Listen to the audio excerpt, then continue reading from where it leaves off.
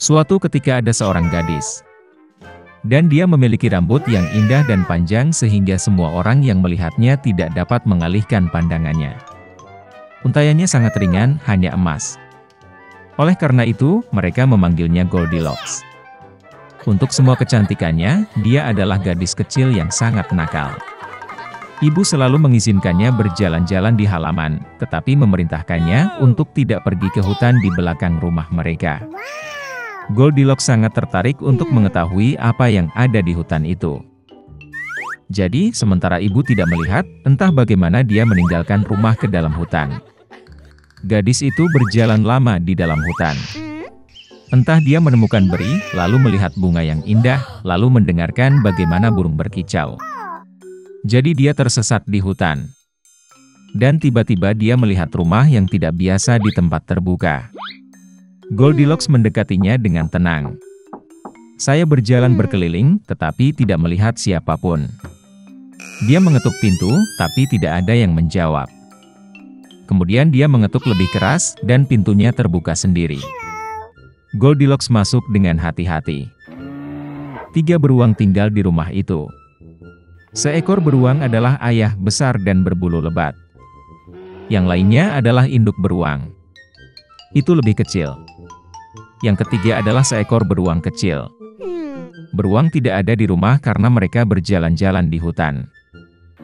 Gadis itu memasuki kamar dan melihat 3 mangkuk bubur di atas meja. Mangkuk pertama yang terbesar adalah ayah beruang. Mangkuk kedua yang lebih kecil adalah induk beruang, dan yang ketiga yang terkecil adalah anak beruang. Di dekat setiap mangkuk ada 1 sendok besar, sedang, dan kecil. Goldilocks sangat lapar sehingga dia pertama kali ingin makan dari mangkuk besar. Dia mengambil sendok terbesar, mengambil bubur, mencicipinya, tetapi buburnya terlalu panas. Kemudian dia mengambil sendok berukuran sedang, mengambil bubur, mencicipinya, tetapi buburnya terlalu dingin. Akhirnya dia mengambil sendok kecil dan mencicipi bubur dari mangkuk kecil. Bubur ini tidak panas atau dingin pas. Dan Goldilocks memakan semua bubur dari mangkuk kecil. Setelah makan, gadis itu ingin duduk, dan melihat 3 kursi di dekat kompor, 1 besar, yang lain lebih kecil, dan yang ketiga, sangat kecil, dengan bantal merah kecil. Pertama, dia mencoba naik ke kursi terbesar, tetapi tidak bisa. Kemudian gadis itu mencoba duduk di kursi tengah, tetapi sangat keras dan tidak nyaman. Akhirnya dia duduk di kursi terkecil, dan kursi itu tepat untuknya. Goldilocks sangat menyukai kursi itu sehingga dia mulai mengayunkannya. Kursi itu retak, patah, dan dia jatuh ke lantai. Gadis itu bangkit dan pergi ke ruangan lain. Ada 3 tempat tidur besar, sedang, dan kecil. Pertama, Goldilocks naik ke ranjang pertama, tetapi ranjang itu terlalu tinggi dan keras. Saya berbaring di bagian tengah, terlalu luas dan lembut. Gadis itu berbaring di ranjang ketiga yang terkecil. Dia tepat untuknya. Goldilocks merasa sangat nyaman dan nyaman sehingga dia segera tertidur. Gadis itu tertidur lelap ketika keluarga beruang kembali ke rumah.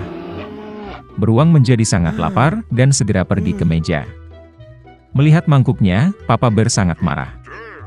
Seseorang sedang memakan buburku. Dia menggeram. Ibu beruang juga melihat ke dalam mangkuknya dan menggeram pelan. Seseorang juga makan dari mangkukku. Dan anak beruang melihat mangkuk kosongnya, berteriak keras, seseorang tidak hanya makan dari mangkukku, dia memakan semua buburku.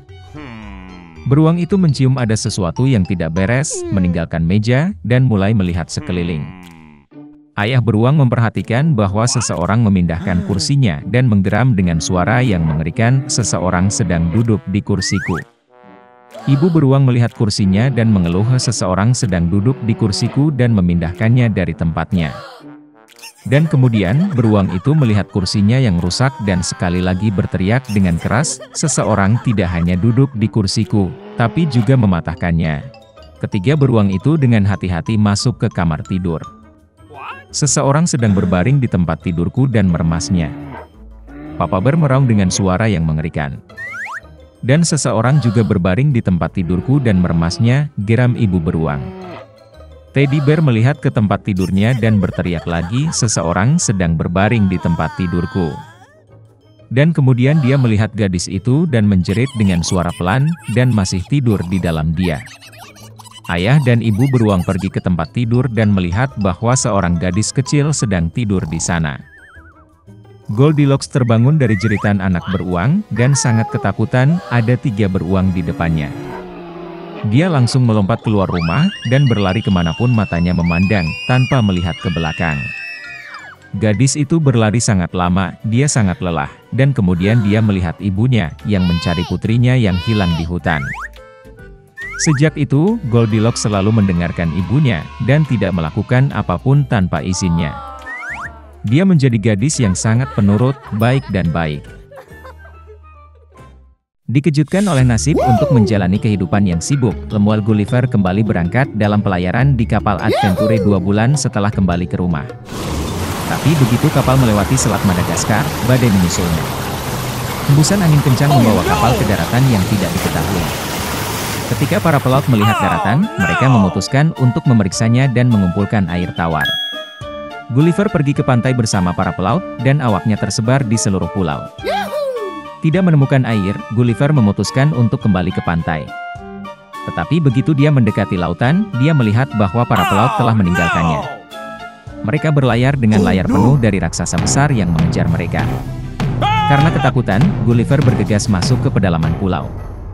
Dia berlari ke ladang gandum dengan telinga besar dan menyadari bahwa dia berada di tanah raksasa.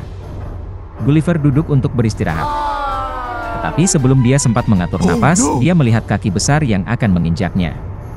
Gulliver mulai berteriak sekeras yang dia bisa. Dan raksasa itu memperhatikannya. Dia mengangkat Gulliver dengan tangannya, memeriksanya dengan saksama, dan membawa pria kecil itu ke pemilik petani. Petani itu mencoba berbicara dengan Gulliver, tetapi suaranya sangat keras sehingga membuat pria kecil itu tuli. Kemudian pemiliknya membawa pulang Gulliver. Di rumah, keluarga petani sedang mempersiapkan makan malam. Pria kecil itu duduk di atas meja di mana potongan besar daging sapi dan roti tergeletak. Tetapi sebelum Gulliver sempat memecah rotinya, putra petani itu mengambilnya secara terbalik dan mulai mengocoknya. Dia mengira Gulliver adalah mainan dan mencoba memasukkannya ke dalam mulutnya. Kemudian sang ayah dengan keras mengancam putranya dan memintanya untuk memperlakukan lelaki kecil itu dengan lebih hati-hati. Belakangan, putri petani berusia 9 tahun itu membuatkan tempat tidur untuk Gulliver, menjahit pakaian untuknya, dan bahkan mengajarinya bahasa raksasa. Gadis itu memberi Gulliver nama Grildrik yang berarti kurcaci. Dia memanggilnya pengasuh. Gulliver membangkitkan minat yang besar di antara raksasa lainnya, jadi petani itu mulai mengajaknya ke pameran untuk mendapatkan uang. Tetapi pertunjukan yang sering dilakukan merusak kesehatan Gulliver. Kemudian petani itu dengan senang hati menjual pria kecil itu kepada ratu. Jadi Gulliver pindah ke istana dan menjadi kesayangan keluarga kerajaan. Namun, kurcaci istana yang tidak lagi dianggap sebagai orang terkecil di kerajaan, tidak menyukai Gulliver dan menghancurkan hidupnya dengan segala cara. Suatu ketika Gulliver sedang berjalan-jalan di taman, kurcaci mulai pengecut pohon apel. Dan Gulliver harus melarikan diri dari apel raksasa yang berjatuhan. Dan pada kesempatan lain, seorang kurcaci yang gesit mendorong Gulliver ke dalam kendi besar berisi krim. Dan hanya juru masak yang masuk tepat waktu, menyelamatkan pria kecil itu dari kematian yang tak terhindarkan. Tapi bukan hanya karena si kurcaci yang membuat Gulliver mendapat masalah. Jadi suatu pagi saat sarapan, dia ditangkap oleh monyet koki. Seperti anak kecil, dia mulai mengayunkan Gulliver, lalu menyeretnya ke atap. Raksasa bergegas menyelamatkan pria kecil itu. Dan begitu mereka naik ke atap, monyet itu melempar Gulliver. Untungnya, dia berhasil mengatasi herpes zoster dan diselamatkan dengan selamat. Secara umum, kehidupan Gulliver di kerajaan bahagia. Dia sering menemani ratu dalam perjalanannya. Mereka bahkan membuatkan kotak perjalanan khusus untuknya. Dan suatu kali, dalam perjalanan lain seperti itu, pelayan membawa kotak berisi Gulliver ke laut agar lelaki kecil itu bisa menikmati udara segar. Tapi kemudian bayangan mulai muncul di atas kepala Gulliver. Seekor elang laut yang terbang melewati mangsa yang terlihat di dalam kotak. Dia meraih cincin ditutup peti dengan paruhnya dan membawa Gulliver ke laut. Pada suatu saat, burung itu melepaskan kotak itu dan penangkarnya menemukan dirinya di laut lepas. Gulliver nyaris tidak bisa membuka tutup atas, dia mulai berteriak dan melambaikan sapu tangannya. Akhirnya dia terlihat dari kapal dan dibantu untuk keluar. Jadi setelah semua petualangan itu, Gulliver kembali ke Inggris lagi.